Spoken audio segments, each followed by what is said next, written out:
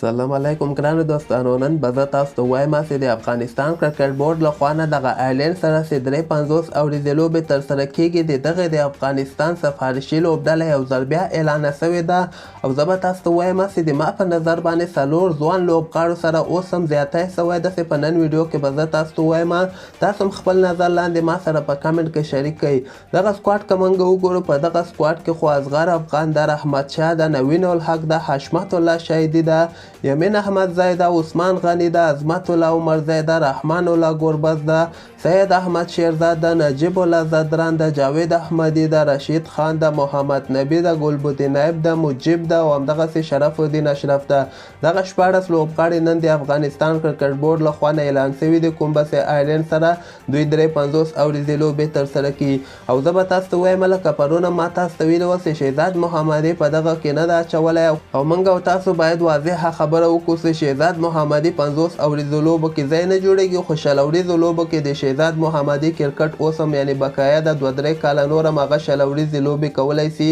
خو شهزاد نه به موږ تېر شو، خو دغه نور لوبغاړي به زه تاسو ته وایم چې په دغه کې بعضو لوبغاړو سره ډېر سخت زیاتی کړی ده. اول خو به دغه سکواډ تاسو ته وایم چې دغه کې د حشمت الله شهیدي ځای نه جوړېده د ما په نظر باندې، او دې نه علاوه جاوید احمدي ځای نه جوړېده، عثمان غني ځای هم نه جوړېږي په دغه سکواډ کې، او نور ګلبدین نایب ځای هم په دغه سکواډ کې نه جوړېږي، او نور دغه بقایا لوبغاړي که موږ وګورو عظمت الله عمرزی یو ډېر ښه خبر ده چې ځوان لوبغاړي ته یې پکې موقع ورکړې. رحمت شاه وګورو دا هم ښه خبر ده، او نور دغه نور خو ښه لوبغاړي دي، ځکه دې نه علاوه نور افغانستان کې دومره خاص لوبغاړي هم نشته. خو دغه څلور لوبغاړو سره د ما په نظر باندې زیاتی کړی ده چې اکرم علي خیل سره ظلم کړی دی چې بغیر د کومې وجې نه یې سکواډ نه باسلی ده. په 50 اوریزه ورلډ کپ کې به تاسو کتلی څومره ښه بیټینګ یې ترسره کوي، څومره ښه کیپر ده، هغه سره زیاتی کړی دی. نه علاوه ابراهیم زدران چې په میډل اورډر کې افغانستان کمزوری غوندې ښکاري، نو ابراهیم زدران په دغه سکواډ کې ضرورت و، هغه سره هم ظلم شوی، او درویش رسولي سره ډېر زیات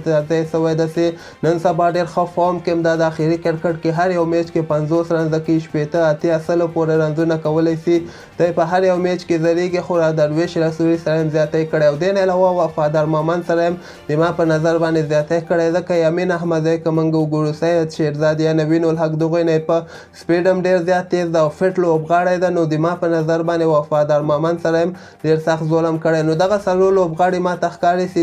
دوی سره زیاتی کړی ده. تاسو په نظر باندې دغه لوبډله څنګه ده لاندې په کمنټ کې ولیکئ، او همدغسې تازه خبرو لپاره تاسو دغه چینل هم در سره سبسکرایب کولی شئ.